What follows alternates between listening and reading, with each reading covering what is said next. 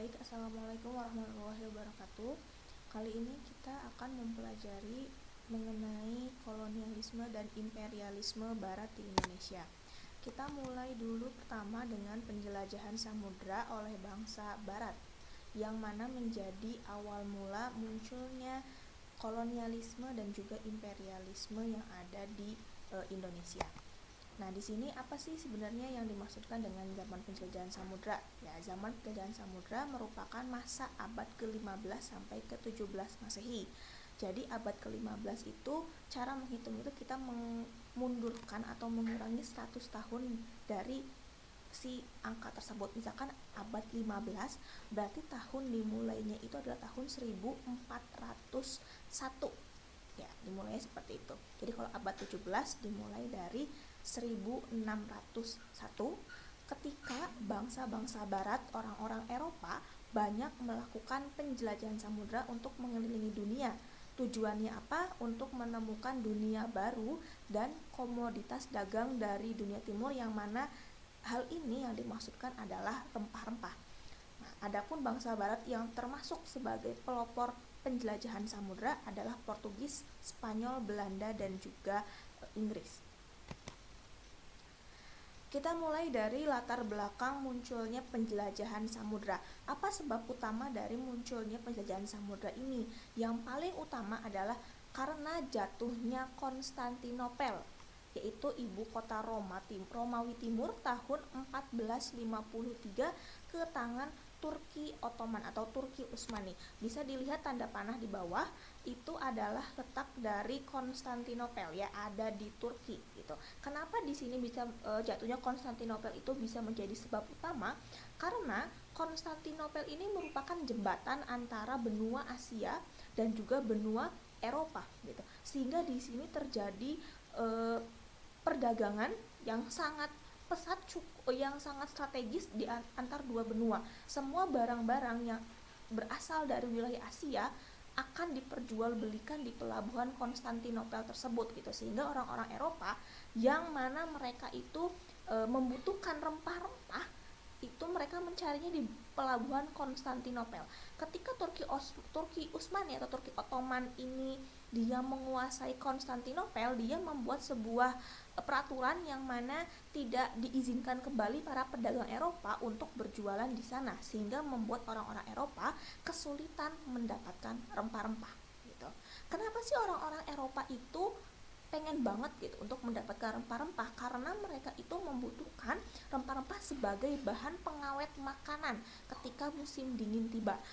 Tanah Eropa itu tidak bisa menghasilkan rempah-rempah, dan rempah-rempah itu hanya dihasilkan di wilayah timur atau di wilayah Asia tersebut gitu. Makanya mereka ketika peraturan dari Turki Ottoman ini berlaku, mereka kelimpungan, mereka bingung bagaimana caranya untuk mendapatkan rempah-rempah dengan harga yang tentu saja murah, sehingga akhirnya dicetuskanlah untuk melakukan penjelajahan samudra tersebut, mencari dunia baru atau mencari dunia tempat munculnya rempah-rempah. Lalu yang kedua, di sini adanya penemuan dan perkembangan baru di bidang teknologi, serta munculnya teori Kopernikus yang menyatakan bumi itu bulat. Nah, kedua alasan ini atau kedua sebab ini merupakan salah satu sebab dari munculnya zaman pencerahan atau Renaissance yang muncul di Eropa gitu. Jadi silahkan kalian bisa buka-buka bacaan atau cari-cari artikel atau buka buku mengenai masa Renaissance gitu. Kenapa di sini menjadi titik balik Eropa yang tadinya itu benua yang kelam, benua hitam dalam artian terbelakang, hingga mereka bisa berubah menjadi benua yang sangat maju orang-orangnya seperti itu. Lalu yang keempat adalah adanya dorongan dan semangat perang salib gitu. Di sini mereka ingin mengembalikan kejayaan Nasrani atas Islam. Lalu yang terakhir adalah sebab munculnya dorongan 3G atau 3G, disingkat 3G, yaitu ada gold, glory, dan juga gospel.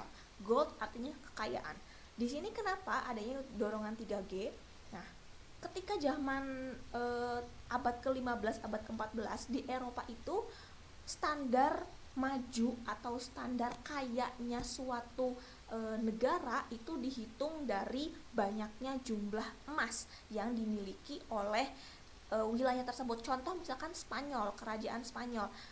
Bagaimana cara dia menunjukkan bahwa dia adalah kerajaan yang kaya atau kerajaan yang makmur, yaitu dengan menunjukkan banyaknya jumlah emas yang dimiliki oleh kerajaan tersebut. Makanya mereka mencari wilayah baru dengan tujuan adalah mencari kekayaan, ya, supaya mereka dipandang sebagai kerajaan yang kaya di sana. Lalu yang kedua adalah glory atau kejayaan. Sama halnya ini berhubungan erat dengan gold, di mana ketika mereka ini mendapatkan kekayaan, mereka pun akan mendapatkan kejayaan kembali. Ya, lalu yang terakhir adalah gospel atau misi suci penyebaran agama. Ini agak berhubungan dengan tadi yang perang salib gitu, karena mereka ingin mengembalikan eksistensi gitu loh dari Nasrani gitu. Mereka juga berencana untuk menemui menemui pemimpin agung Nasrani yang katanya itu ada di timur gitu. Makanya mereka ketika berusaha untuk mencari rempah-rempah sekaligus untuk membuktikan bahwa bumi itu bulat, mereka juga punya misi untuk mencari emas, mereka juga punya misi untuk menyebar luaskan agama Nasrani. Seperti itu. Baik. Lalu selanjutnya ada bangsa-bangsa yang melakukan penjelajahan samudra. Siapa saja? Nah, yang pertama ini adalah Portugis. Siapa tokoh pertama yang melakukan penjelajahan samudra ini? Yang pertama adalah Bartolomeus Dias. Bisa dilihat di bawah tokohnya, ada Bartolomeus Dias. Dia adalah pelaut Portugis pertama yang melakukan pelayaran di tahun 1488 gitu. Lewat mana saja atau pergi kemanakah dia gitu ya? Dari arah Portugis itu, dari pelabuhan Lisabon, Dias berlayar menuju Afrika gitu. Namun ketika di tengah perjalanan, karena waktu yang lama sedangkan mereka tidak tahu di mana daerah timur, awak kapal dari Bartolomeus Dias itu banyak yang stres, banyak yang mengamuk, sehingga ketika menemukan daratan, Bartolomeus Dias akhirnya memutuskan untuk berhenti di wilayah Afrika bagian selatan, yaitu di wilayah Tanjung Harapan gitu. Dari Tanjung Harapan ini, karena dia sudah melihat armadanya stres, gak memungkinkan untuk melanjutkan perjalanan, akhirnya Dias kembali lagi ke Portugis. Seperti itu. Akhirnya selanjutnya di tahun 1497 Raja Manuel I dari Portugis ini mengutus seorang pelaut namanya Vasco da Gama untuk kembali melanjutkan perjalanan mencari rempah-rempah tersebut gitu. Di sini Vasco da Gama mengikuti alur yang sudah dilakukan oleh Dias, nah, melewati Afrika gitu. Nah, bedanya adalah ketika Vasco da Gama menyusuri pantai barat Afrika, dia sudah menemukan Tanjung Harapan, melewati Tanjung Harapan, dia melakukan terus pelayaran melewati pantai timur Afrika hingga dia mengarungi Samudra Hindia ya. Samudra Hindia itu samudra yang ada di wilayah Asia ya. Samudra yang membatasi antara Afrika dan juga Asia, itu adalah Samudra Hindia. Seperti itu. Lalu di sini di tahun 1498 rombongan Vasco da Gama itu mendarat di Calicut dan Goa di India gitu. Ketika mereka sampai di India, mereka tuh melihat banyak banget rempah-rempah. Mereka pikir itu adalah Hindia tersebut. Namun ketika mereka mencari tahu bahwa sebenarnya India itu hanyalah tempat transit sebelum para pedagang itu berlayar menuju Eropa gitu. Jadi India mah cuma sebagai tempat perdagangan aja, pusat dari rempah-rempahnya bukan di sana gitu. Nah, tapi walaupun seperti itu, Portugis itu berhasil mendirikan kantor dagang dan juga benteng di India, itu kantor dagang Portugis seperti itu. Nah, di sini di setiap orang-orang Portugis melakukan pelayaran ataupun singgah di tempatnya, mereka selalu menempatkan padrao. Nah, padrao itu kayak semacam prasasti gitu ya, yang gambar itu batu dengan bola dunia, menunjukkan bahwa tempat tersebut sudah diinjaki atau sudah ditempati oleh orang Portugis seperti itu. Nah, selanjutnya yang terakhir ada Alfonso de Albuquerque.